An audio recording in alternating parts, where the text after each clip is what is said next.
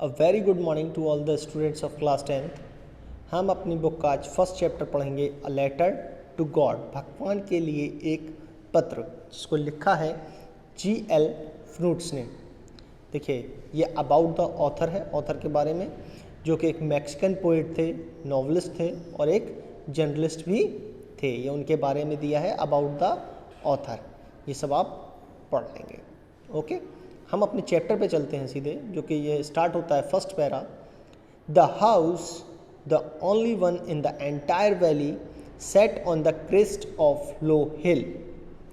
वह मकान जो संपूर्ण घाटी में अकेला ही स्थित था, एक निचली पहाड़ी की चोटी पर स्थित था। यानी एक मकान जो कि कहाँ पे था? पहाड़ी के निचले स्थान पे।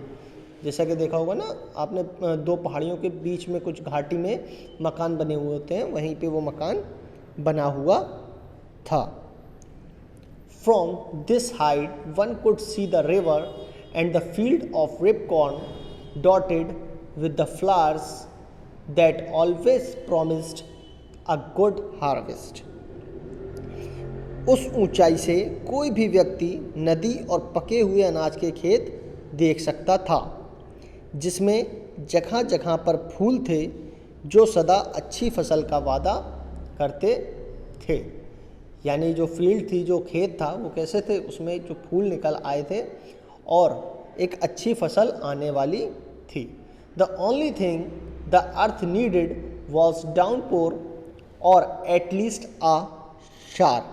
धरती को यदि किसी वस्तु की आवश्यकता थी तो केवल एक बौछार या धीमी वर्षा की, मतलब हल्की सी बौछार की आवश्यकता थी, ताकि ज़मीन नम हो जाए और खेत और भी ज़्यादा लहलहा उठें, यानी हरे भरे हो जाएं, एक अच्छी फसल दे पाएँ। Through out the morning Lencho, who knew his field intimately, had done nothing else but see the sky towards the north east। पूरे सुबह के समय में लेंचो ने, जो अपने खेतों को भली प्रकार से जानता था, उत्तर पूर्व आकाश की ओर देखने के अतिरिक्त कुछ नहीं किया। यानी लेंचो क्या कर रहा था? सुबह से उठ के बस नॉर्थ ईस्ट की तरफ आसमान में देखे बना था। क्यों? ताकि वहाँ से कुछ बादल आएँ और वो बरसें और उसके खेत हरे भरे हो जाएं, जिससे एक अच्छी फसल मिल सके। चलिए, अब हम अपने सेकंड पैरा पे आ जाते हैं। Now we are really going to get some water woman. प्रिय, अब हमें कुछ पानी अर्थात वर्षा की आवश्यकता है। यानी लेंचो अपनी बीवी से कहता है, देखो अब हमें कुछ पानी की आवश्यकता है बस। The woman who was preparing supper replied, yes God willing. मतलब उस औरत ने, जो कि खाना बना रही थी, वो कहती है हाँ, भगवान ने चाहा तो। The older boy were working in the field while the smaller one were playing near the house until the woman called to them all come for dinner. मतलब बड़ा बेटा जो बाहर खेत में काम कर रहा था और छोटा बेटा जो घर के पास खेल रहा था, वो तब तक नहीं आए जब तक उन्होंने क्या नहीं कहा, उसके माँ ने उन्हें बुलाया नहीं। काहे के लिए? डिनर के लिए। मतलब उसकी माँ ने उन्हें डिनर के लिए बुलाया।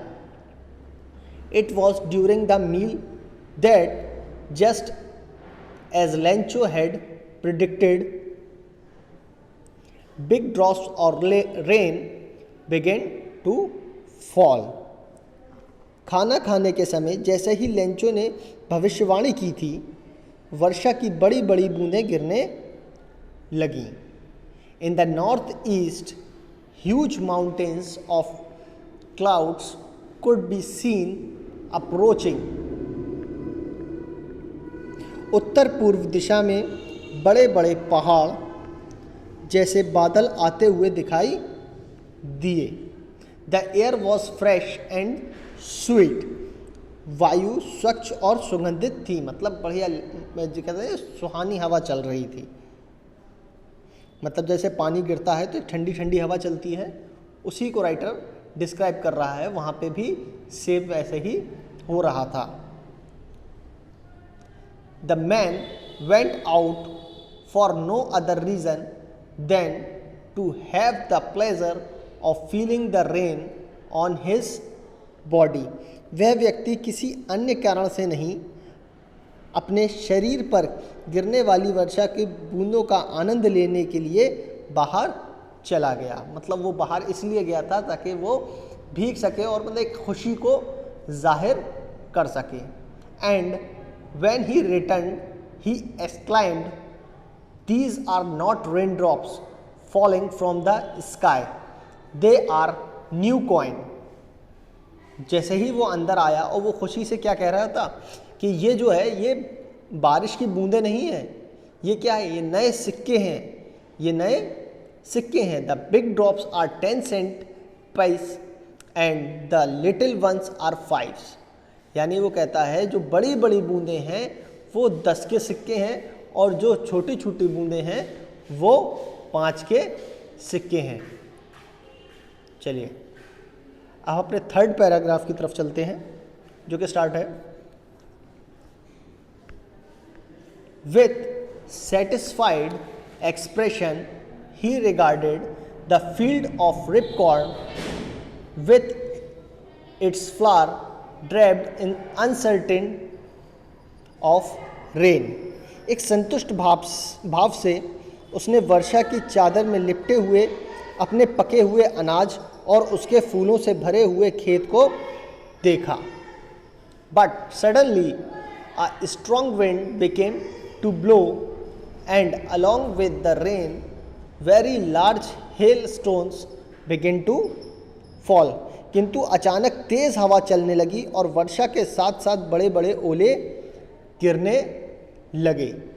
These truly did resemble new silver coins। ये वास्तव में नए चांदी के सिक्के के सामान दिखाई देते थे। The boy exposing themselves to the rain ran out to collect the frozen pearls। लड़के अपने कपड़े उतार कर खुले शरीर से उन्हें जमे हुए मोतियों को बटोरने के लिए घरों से बाहर दौड़ पड़े। यानी उसके जो दोनों बच्चे थे जब ओले गिरने लगे तो वो उन्हें ऐसा लग रहा था जैसे ये फ्रोज़न पल्स मतलब जमे हुए मोती हैं, इनको बटोरने के लिए वो भागे। जैसा कि बच्चों में भावना होती है, खेल की भावना होती है, उस भावना से वो भागे। It is really getting bad now exclaimed the man. अब यह वास्तव में बुरा हो रहा है, लेंचो ने विचारपूर्वक कहा। लेंचो ने कहा नहीं, अब ये क्या हो रहा है, बुरा हो रहा है। I hope it is passing quickly. मुझे आशा है कि ये शीघ्र समाप्त हो जाए, यानी ये जो ओले गिर रहे हैं ये जल्द से जल्द निकल जाए। It did not pass quickly. यानी यह अगर शीप जल्द से जल्द समाप्त नहीं हुआ। For an hour the hell rained on the house, the garden and hillside of cornfield on the whole valley। 1 घंटे ओले मकान, बाग, पहाड़ी अनाज के खेतों और पूरी घाटी में बरसते रहे। The field was white as if covered with salt। यानी पूरा के पूरा खेत कैसा हो गया था, एक सफ़ेद चादर से ढक गया था। मानो कैसी हो वो चादर, मानो नमक से ढका हुआ हो। मतलब पूरे खेत पे ओले ही ओले गिरे थे, जिसके कारण वो कैसा लग रहा था, यानी वो चादर कैसी, वो खेत कैसा हो गया था, पूरा के पूरा नमक से ढका हुआ हो। इस तरीके से सफ़ेद सफ़ेद ओले बिछे पड़े थे। चलिए अब हम अपने 4th पैरा पे आ जाते हैं। Not a leaf remained on the trees, the corn was totally destroyed. वृक्षों पर एक भी पत्ती नहीं थी, अनाज पूरी तरीके से नष्ट हो चुका था। The flowers were gone from the plant. पौधे से जो फूल थे वो सब क्या हुए थे, झड़ चुके थे। Lencho soul was filled with sadness. Lencho की जो आत्मा थी वो बिल्कुल दुख से भर चुकी थी। क्यों? क्योंकि उसका पूरा खेत नष्ट हो चुका था। When the storm had passed, he stood in the middle of the field and said to his son, जब तूफान चला गया वो खेत के बीच में जाकर खड़ा हो गया और अपने बेटे से कहता है, A plug of locusts would have left more than this. यानी वो अपने लड़के से कहता है एक टिड्डी दल के हमले के बाद भी इससे अधिक अनाज बच जाता है। The hail has left nothing this year. We will have no corn. उसने कहा अब अनाज बिल्कुल नहीं बचा है, हमें इस साल बिल्कुल अनाज नहीं मिलेगा। That night was sorrowful one. वह रात बहुत दुख भरी थी। All our work for nothing. हमारा सारा परिश्रम निफल हो चुका था। There is no one who can help us. संसार में कोई नहीं था जो हमारी सहायता कर सके। इस वर्ष we will all go hungry this year. इस वर्ष हम सभी को भूखा ही रहना पड़ेगा। ये किससे कह रहा है? वो अपने बेटे को ये बात कह रहा था कि इस वर्ष हमें बिल्कुल भी अनाज नहीं मिलेगा, अब हमें इस साल भूखा ही रहना पड़ेगा। But in the heart of all who lived in the solitary house in the middle of valley, there was a single hope, help from God. परंतु उन सबके दिलों में जो घाटी के मध्य उस अकेले मकान में रहते थे, केवल एक ही आशा थी, भगवान की सहायता की। मतलब लेंचो के परिवार को अगर किसी से भी आशा थी, वो किससे थी? भगवान से, कि भगवान ज़रूर कुछ ना कुछ करेगा। Don't be so upset even though this seems like a total loss. Remember no one dies of hunger. इतना घबराओ मत जबकि ऐसा प्रतीत होता है कि ये सर्वनाश है, मतलब ये सब कुछ मिट चुका है। याद रखो भूख से कोई नहीं मरता। That's what they say no one dies of hunger. कहते तो ऐसा ही है, कोई भूख से नहीं मरता। या आपस में मतलब उनके परिवार के लोग बात कर रहे थे। सबको एक ही आशा थी कि हम भूख से नहीं मरेंगे, भगवान हमारी कुछ ना कुछ सहायता ज़रूर करेगा। All through the night, Lencho thought only of his one hope, the help of God, whose eyes, as he had been instructed, see everything, even what is deep in one's conscience. सारी रात Lencho अपने एकमात्र आशा भगवान की सहायता के विषय में सोचता रहा। उसकी आँखें, जैसा कि उन्हें शिक्षा दी गई थी, सब कुछ देखती हैं, यहाँ तक कि अंतःकरण के बातों को भी सोचती हैं। मतलब वो रात भर एक विचार में थे कि मतलब क्या होगा, कैसे होगा। भगवान पे उनकी आशा थी कि अब जो करेगा भगवान करेगा, लेकिन फिर भी एक उनको फीलिंग थी। Lencho was an ox of man.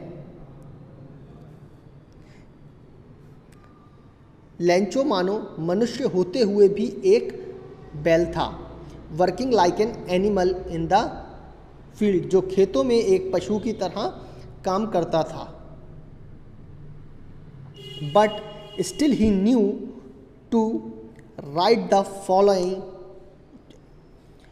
But he still knew how to write. किंतु फिर भी वह लिखना जानता था। मतलब जो वो किसान ज़रूर था, लेकिन कैसा था? इतना पढ़ा लिखा था कि वो लिखना जानता था। The following Sunday at daybreak he began to wrote a letter which he himself would carry to town and mail. It was nothing less than a letter to God. अगले रविवार के सवेरे वह एक पत्र लिखने लगा जिसे वह स्वयं शहर ले जाकर डाक में डालेगा। मतलब उसने खुद एक लेटर लिखा और अब वो क्या करेगा, उसको मेल करेगा यानी पोस्ट करेगा। यह भगवान के नाम एक पत्र से कम नहीं था। मतलब वो क्या था, एक पत्र लिख रहा था, जो किसको लिख रहा था, वो भगवान को। ओके स्टूडेंट्स, यहाँ तक आपके 5 पैरा कंप्लीट हो गए हैं। ये आपका पार्ट 1 था। अब 6 पैरा से और बाकी का पार्ट आपको नेक्स्ट क्लास में मिल जाएगा। आप लोग उसकी रीडिंग करें और जो भी हार्ड वर्ड्स हैं वो कॉपी में नोट कर लें। Thank you.